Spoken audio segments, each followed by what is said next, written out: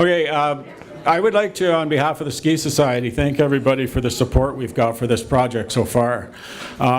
We called this an update, just to give you an idea as to where we were, because we thought we've kind of reached a milestone with the project.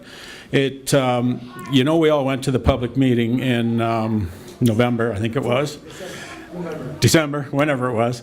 That was the government getting input, and then they went back to the proponents and said, these things have to be addressed. And what now is all of that stuff is addressed and sitting on the government's desk, so it's a big step. Now the government has to go through more process, and I'm going to ask Tomas to address that because I'm not sure of all the steps, and I'm not sure if he knows because the government doesn't really tell us a lot. But we are really going well, and I'd like to say, like some people have heard that Garibaldi got approved and everything, but that's not as far advanced as ours, and Tomas can answer the questions on that also. So don't think that someone else is going to step ahead of us now after we've done all this work for the last few years, okay? Does anyone have any questions as to what the Ski Society does or anything? Okay. I'm going to ask Sandy Salt to speak on behalf of the village.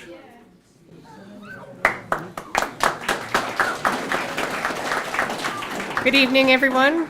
On behalf of Mayor and Council, welcome everyone tonight, local residents, Ski Society members, Mr. Alberto Oberti.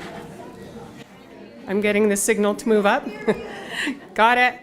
Welcome everyone on behalf of Mayor and Council, local citizens, Ski Society members, Mr. Alberto Oberti, Tommaso Oberti, and our very special guests tonight. I'm going to try not to mess this up. Mr. George Kosh and Mr. Ryan Stewart.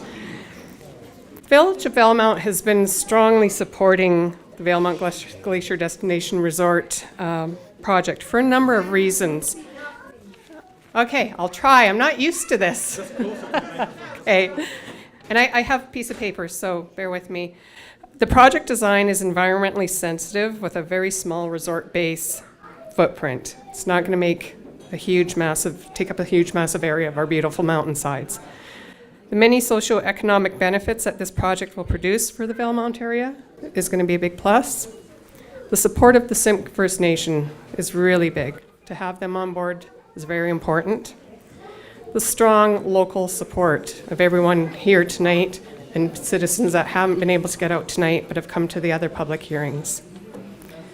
And that the project proponents and potential investors are Canadian, Valemount Glacier Destinations Limited and Fideus Project Management Corp. I'd like to thank the Valemount Ski Society and the Royal Canadian Legion, Ski Society for organizing the event, and Valemount Royal Canadian Legion for hosting this event tonight. And finally, I'd really like to thank Alberto and Tommaso for your continuous commitment to this project, and for Alberto for your vision and willingness to cooperate with the village, the Simpcw, okay, and all the local stakeholders from the very beginning of this great project. Thank you everyone for coming out tonight. Enjoy the presentation and the rest of the evening.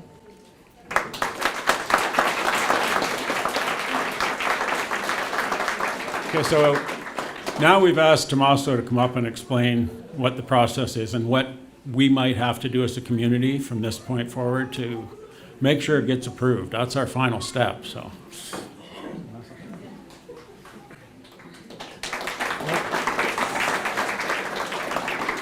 Hi everyone. Thanks especially to the Legion and to the Ski Society for hosting us. I'm going to keep it actually short and sweet because we will have a final public open house, and we are really pushing the government on the timelines. Just to give you a bit of background, as Bruce mentioned, we had the first open house for the master plan approval process in November, and after that, the province sent out the master plan for referral to a whole bunch of provincial agencies, from Ministry of Transportation to Ministry of Environment, and so on and so forth. And we received back 187 comments on the master plan from everyone from Northern Health to the village to the regional district, etc. And we've answered every single one of those comments. We also received 60 comments from stakeholders. And the net result is that we've made about 60 changes to the master plan. Small changes mainly, addressing certain concerns. For example, the regional district was concerned about the impact on the Valemount transfer station, these sorts of issues. And we've completed all the responses. Now I spent a couple days in Kamloops last week, working closely with Mountain Resorts Branch to push them. And I like to brag that I made them work harder than they've ever worked before, because we had 10-hour days and real productive meetings. We're trying to push the Mountain Resorts Branch to complete their process by March 16th, and that's our target date for the final open house.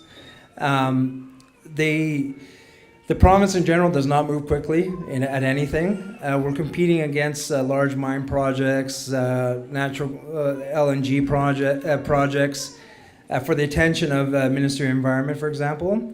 And so obviously we appreciate your support. Your support has been incredible. And we would encourage you to communicate with the Mountain Resorts Branch that you want to see an end to the process. It's a time-sensitive project. We know that the province has all the information they need to make a decision, and we're both excited and apprehensive in terms of the timeline. We're excited because we're at the end of the process as far as our work is concerned, and but we also need to push the province. Once the master plan is approved, which we hope will happen by the end of March, then we go into the master development agreement process, which is basically a contract between the province and the developer that says we can build the master plan. And that process, we are pushing the province to have it completed in about a month and a half, after which we go to permitting and we start construction. So again, our mantra has been to try to keep expectations low. Expectations very high, but promise low and deliver at the end of the process. We set a really aggressive timeline, as I'm sure most of you remember, in terms of an approval process in British Columbia. The process has slipped. It's taken a bit longer than we would have hoped. So we're probably anywhere between 3 and 6 months behind what our our ideal timeline would have been. But we're still, compared to a lot of projects, and Bruce mentioned Garibaldi. Garibaldi's been in process since 1991, and British Columbia is a difficult place to get projects like this done. And without your support, we wouldn't be anywhere close to where we are today. And it's really fundamental to this project that the village supports it enthusiastically, and from there's a trickle-up effect. When politicians and bureaucrats see that a community really desires something, they Thanks. It makes the wheels move, and the wheels of government move slowly, but with your enthusiasm, we're trying to grease them a little bit. And that's basically it. So we'll see you, I really hope that we'll see you March 16th, which is the target date we've given the province. And that would be the final open house, which is basically the presentation of the final master plan, with everybody's input, from stakeholders to government to local citizens, etc. And we're really proud of the document. We think it's a really good plan. We're very confident. I've said this many times, but we really think this is a game changer in terms of ski resorts in North America. Today, I was lucky enough to ski Twilight Glacier, and it was incredible. The terrain is just, it's out of this world. The views are out of this world. And, we really believe it'll put Valemount on the map as a destination for people who love to ski and see the mountains. So that's it. Thank you.